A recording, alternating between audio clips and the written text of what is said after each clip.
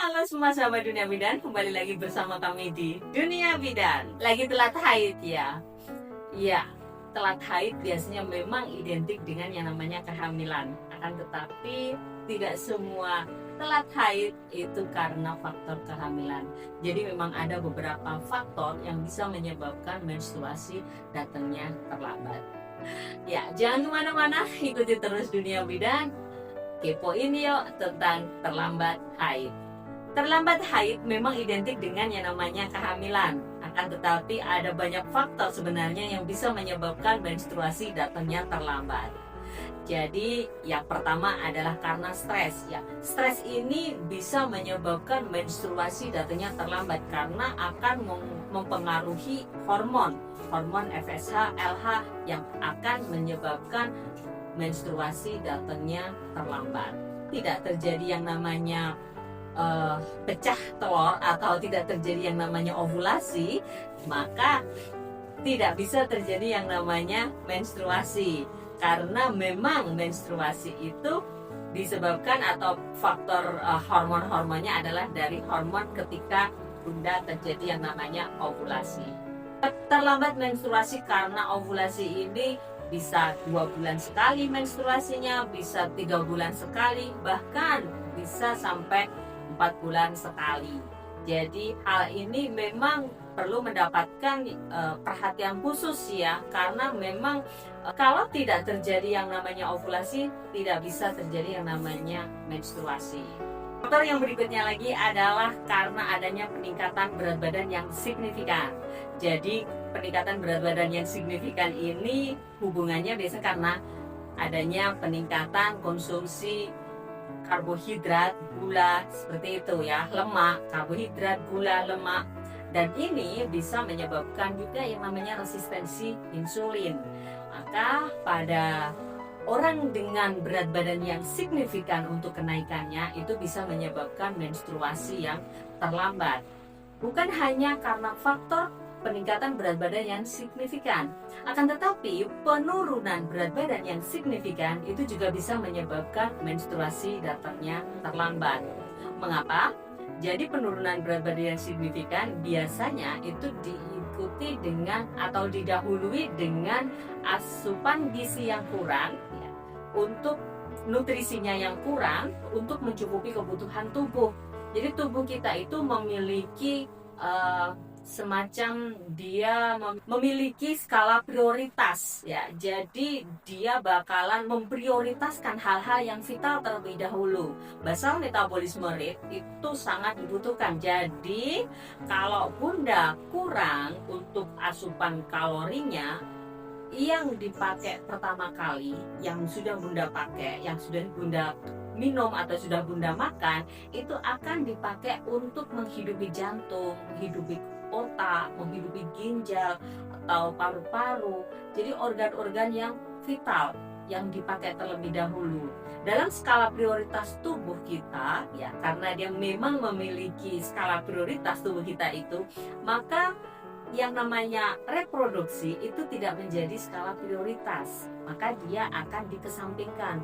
Karena seandainya bunda tidak menstruasi atau tidak terjadi ovulasi, maka masih bisa hidup. Akan tetapi jika jantungnya sudah tidak berdetak lagi karena mungkin tubuhnya akan mengalirkan yang harusnya itu untuk jantung, dialihkan untuk reproduksi supaya menstruasinya bisa lancar, maka akan terjadi kematian. Maka tubuh itu sudah memiliki skala prioritas, dia sudah bisa memfilter. Tubuh kita itu pinter banget ya untuk bisa mana yang dibutuhkan dan mana yang masih bisa ditunda. Oleh karena itu, cukupi kebutuhan kalori bunda. Kalau diet jangan terlalu ketat. Berikutnya lagi adalah karena olahraga yang berlebihan. Olahraga yang berlebihan sebenarnya sama sih ya. Pada prinsipnya olahraga yang berlebihan itu akan menguras tenaga atau energi, sehingga energi kalori semuanya terbuang hanya untuk digunakan olahraga, sehingga tubuh akan hanya memprioritaskan untuk jantung, otak, ginjal, paru-paru, dan organ-organ yang vital saja. Jadi organ reproduksi akan menjadi prioritas yang di bawah gitu. Berikutnya lagi karena faktor KB. Ya, tidak dipungkiri lagi kalau bunda memakai KB yang sifatnya hormonal. KB yang sifatnya hormonal apa saja sih?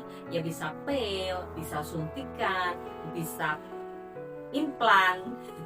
Ya, itu semuanya bisa menyebabkan menstruasi datangnya terlambat ya, karena adanya perubahan hormonal, terutama pada pemakaian masih awal-awal. Kalau pemakaian masih awal-awal, biasanya itu akan menimbulkan atau tubuh harus beradaptasi terlebih dahulu. Seringkali Pak, terutama pada pengguna suntik KB yang 3 bulan. Suntik KB yang 3 bulan itu hormonnya adalah hormon progesteron, di mana dalam permenstruasian hormon progesteron itu fungsinya adalah untuk mengelupaskan. Ketika dikelupaskan terus, dikelupas ya, tidak terjadi penebalan, maka tidak akan terjadi yang namanya menstruasi. Begitu. Ya, berikutnya lagi adalah karena penyakit kronis. Penyakit kronis diantaranya adalah diabetes ya. Jadi diabetes, lagi-lagi diabetes hubungannya sama metabolisme tubuh ya. Diabetes hubungannya sama insulin. Nah, ini bisa hubungan sangat erat terhadap yang namanya menstruasi. Jadi menstruasinya kalau menderita diabetes itu bisa terjadi mundur atau molor. Ya, berikutnya lagi yang terakhir adalah karena perimenopause. Jadi perimenopause itu biasanya diawali rata-rata ya, itu di usia 40 tahun. Ketika di usia 40 tahun dan menstruasi udah mulai ya, tidak, iya, tidak, ya, tidak. Kalau sudah seperti itu, ada kemungkinannya itu sudah mengalami yang namanya perimenopause. Jadi ini pengawalan untuk yang namanya menopause. Belum menopause, tapi mengawali yang namanya menopause. Nanti lama-lama biasanya akan terjadi menopause ya. Kalau menopause kan 12 bulan berturut-turut tidak terjadi namanya menstruasi. Kalau ini biasanya perimenopause masih menstruasi, kadang iya, kadang tidak, kadang iya gitu. Gimana Bunda? Masih bingung? Untuk Bunda, ada nggak di antara ini faktor penyebab ini yang mungkin Bunda alami kalau Bunda sekarang ini lagi telat menstruasi? Tulis di kolom komentar, kita bisa diskusi lagi untuk konten berikutnya. Kalau Bunda merasa ini sangat bermanfaat, silahkan Bunda share kepada teman, kepada saudara, kepada adik, kakak, ipar, ya, supaya banyak yang bisa mendapatkan manfaatnya. Apabila Bunda belum subscribe, silahkan di subscribe. Oke, sekali lagi jangan lupa like, comment, and subscribe Dunia Bidan.